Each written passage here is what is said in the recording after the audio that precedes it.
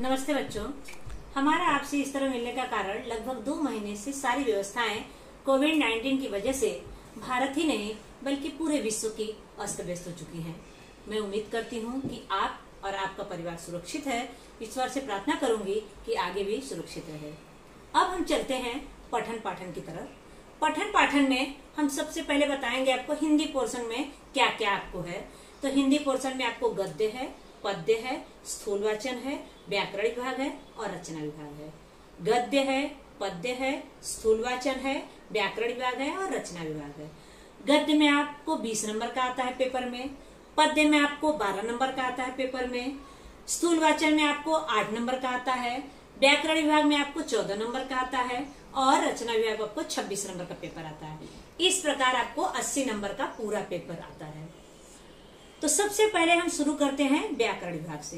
व्याकरण विभाग में सबसे पहले हम चलते हैं शब्द की तरफ। शब्द, शब्द किसे कहते हैं? शब्द अर्थात अक्षरों का समूह। शब्द अर्थात अक्षरों का समूह।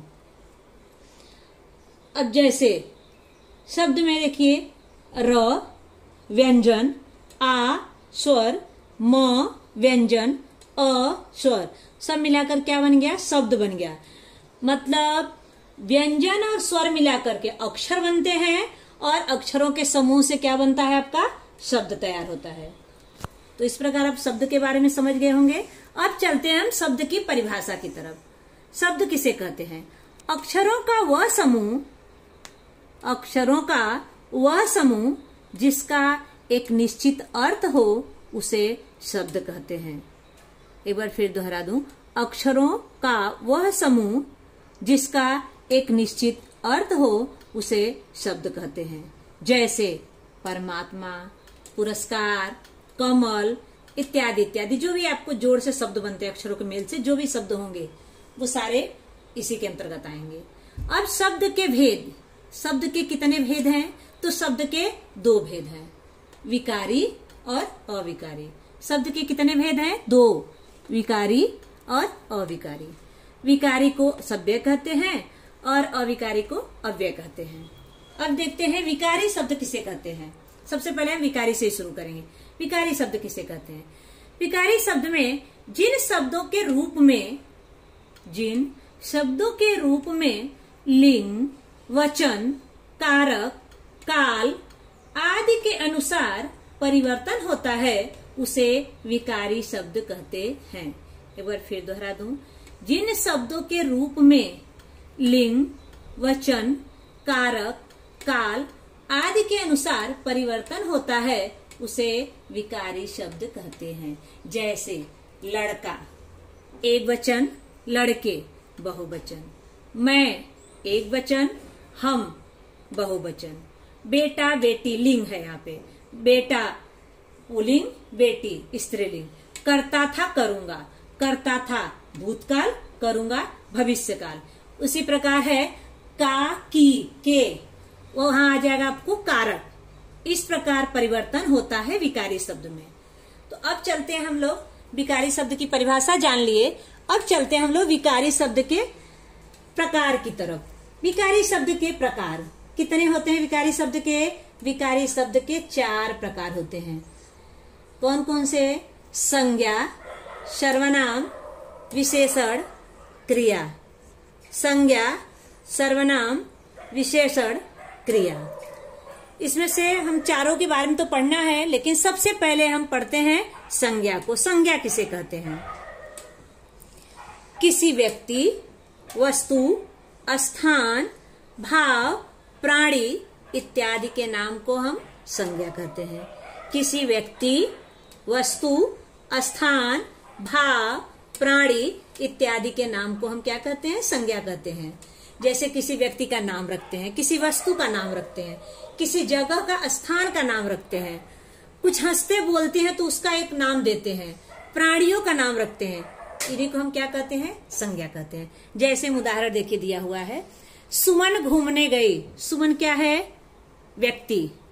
वह पुस्तक पढ़ता है। पुस्तक क्या है? वस्तु। दिल्ली सुंदर शहर है। दिल्ली क्या है? स्थान। राम चतुराई से काम लिया। चतुराई क्या है? भाव। हाथी की पीठ पर कौवा बैठा था। हाथी और कौवा क्या है आपका? प्राणी। इस प्रकार इसके अंतर्गत ये सारी चीजें आ गई जिनको हम क्या कहते हैं? संज्ञा कहते हैं। अब चलते हैं हम संज्ञा के प्रकार की तरफ। संज्ञा के कितने प्रकार हैं? तो संज्ञा के मुख्य कितने प्रकार हैं? 5 प्रकार हैं। संज्ञा के मुख्य कितने प्रकार हैं? 5 प्रकार हैं। पहला व्यक्तिवाचक संज्ञा, दूसरा जातिवाचक संज्ञा, तीसरा भाववाचक संज्ञा, चौथा समूहवाचक संज्ञा, 5वां द्रव्यवाचक संज्ञा। एक बार फिर दोहरा दूं मैं। संज्ञा के कितने प्रकार? 5 प्रकार। पहला व्यक्तिवाचक संज्ञा, दूसरा जातिवाचक संज्ञा, तीसरा भाववाचक संज्ञा, चौथा समूहवाचक संज्ञा, 5वां द्रव्यवाचक संज्ञा। अब सबसे पहले हम जानेंगे व्यक्तिवाचक संज्ञा किसे कहते हैं।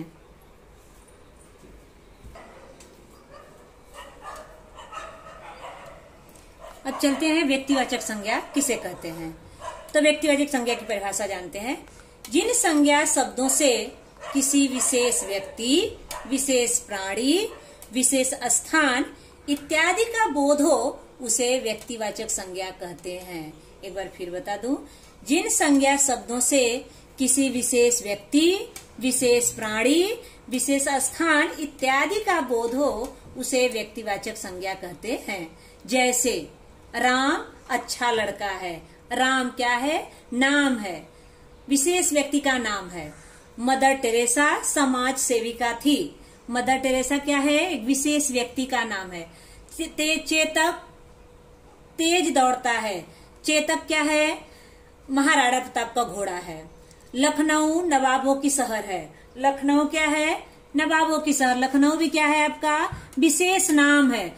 यानी जो भी विशेष नाम जैसे हिमालय, गंगा, रावण, मोहन, जो भी आपका नाम होगा वो सारा किसके अंतर्गत आ जाएगा? व्यक्तिवाचक संज्ञा के अंतर्गत आ जाएगा। अब हम चलते हैं दूसरे प्रकार जातिवाचक संज्ञा पे।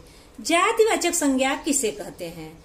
जिस संज्ञा शब्द से उसके पूरी जाति का बोध हो उसे जातिवाचक संज्ञा कहते हैं। जिस संज्ञा शब्द से उसके पूरी जाति का बोध हो उसे जातिवाचक संज्ञा कहते हैं। जैसे मछली पानी में रहती है। मछली नाम से ही पता चलता है कि आपके पूरे मछली जाति का पता चल रहा है। यदि अगर नाम लेंगे कि मंगूर मछली तो वो क्या हो जाएगा आपका? व्यक्तिवाचक। लेकिन मछली खाली कहेंगे तो मछली क्या आ जाएगी? जातिवाचक। क्योंकि मछली क्या जाति में सभी मछलियों का नाम आ जाता है। अब है मनुष्य एक सामाजिक प्राणी है। मनुष्य क्या है? मनुष्य जात, पूरे मनुष्य जाति के बारे में पता चल रहा है।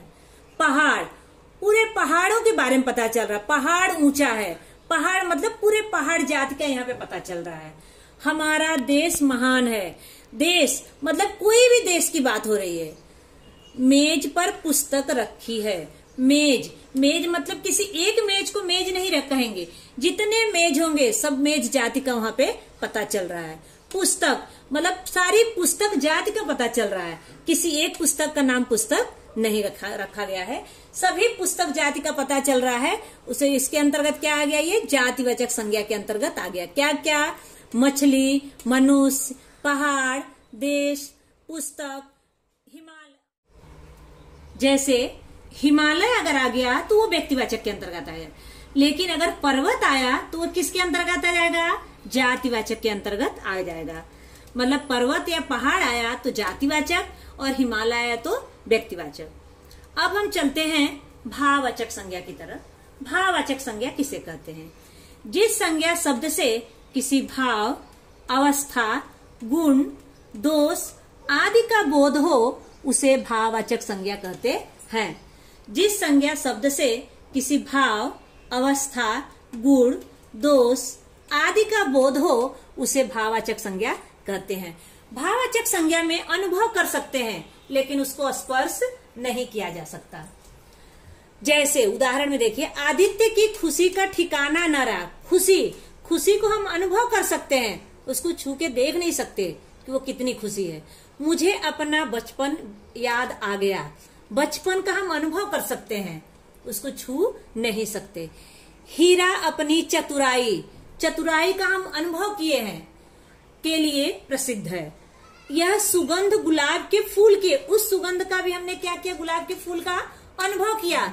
इस प्रकार खुशी, बचपन, चतुराई, सुगंध, ये सारे किसके अंतर्गत आ गए, भाववाचक संज्ञा के, अर्थात कि भाव प्रकट करते हैं। अब हम चलते हैं चौथे प्रकार समूहवाचक संज्ञा पे। समूहवाचक संज्ञा किसे कहते हैं? समूहवाचक संज्ञा में जिस संज्ञा शब्द से किसी समूह का बोध हो उसे समूहवाचक संज्ञा कहते हैं। जिस संज्ञा शब्द से किसी समूह का बोध हो उसे समूहवाचक संज्ञा कहते हैं। जैसे मास्टर जी ने पुष्प गुच्छ देकर अतिथि का स्वागत किया।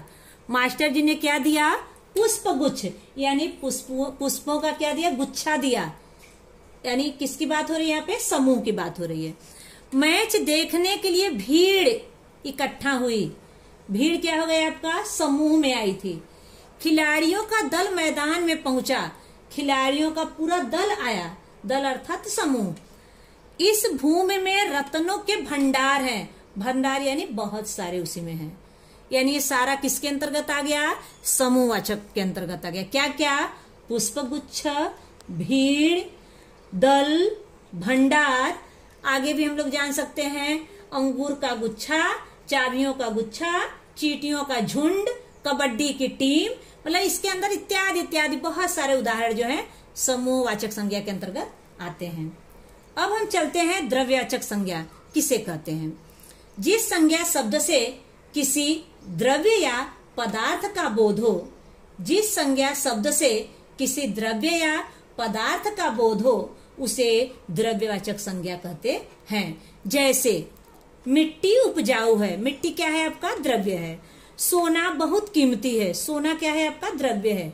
गेहूं सबसे उत्तम अनाज है, गेहूं क्या है आपका, द्रव्य है। चूना सूख गया है, चूना क्या है आपका, द्रव्य है। तेल सस्ता है, तेल क्या है आपका, द्रव्य है। उसी प्रकार तांबा, पीतल, चावल, पानी, दूध सारे जो है किसके अंतर्गत आते हैं, द्रव्यवाचक संज्ञा के अंतर्गत आते हैं। इस प्रकार हम लोग 5 प्रकार पढ़े। एक बार मैं फिर आपको दोहरा देती हूँ कि हम लोगों ने क्या क्या पढ़ा। तो सबसे पहले हम लोगों ने शब्द पढ़ा, शब्द किसे कहते हैं, शब्द की परिभाषा पढ़ी। शब्द के बाद हम लोग शब्द के भेद पढ़े, शब्द के कितने भेद हैं। तो शब्द के हम लोगों ने 2 भेद पढ़ा, विकारी और अविकारी। फिर हम लोग विकारी शब्द की परिभाषा पढ़े कि विकारी शब्द किसे कहते हैं। तो विकारी शब्द की परिभाषा पढ़ने के बाद हम लोग फिर विकारी शब्द के प्रकार की तरफ आए। विकारी शब्द के कितने प्रकार हैं? विकारी शब्द के हम लोग पढ़े 4 प्रकार हैं, संज्ञा, सर्वनाम, विशेषण और क्रिया। तो सबसे पहले हम संज्ञा की तरफ चलते हैं। फिर हमने संज्ञा की परिभाषा पढ़ी, संज्ञा किसे कहते हैं। संज्ञा की परिभाषा पढ़ने के बाद फिर संज्ञा के प्रकार की तरफ हम लोग गए, संज्ञा के कितने प्रकार हैं। तो संज्ञा के हम लोगों ने 5 प्रकार पढ़ा, व्यक्तिवाचक, जातिवाचक, भाववाचक, समूहवाचक और द्रव्यवाचक। इस प्रकार हम लोग संज्ञा के बारे में पूरी जानकारी प्राप्त की। अब अगले वीडियो में हम सर्वनाम के बारे में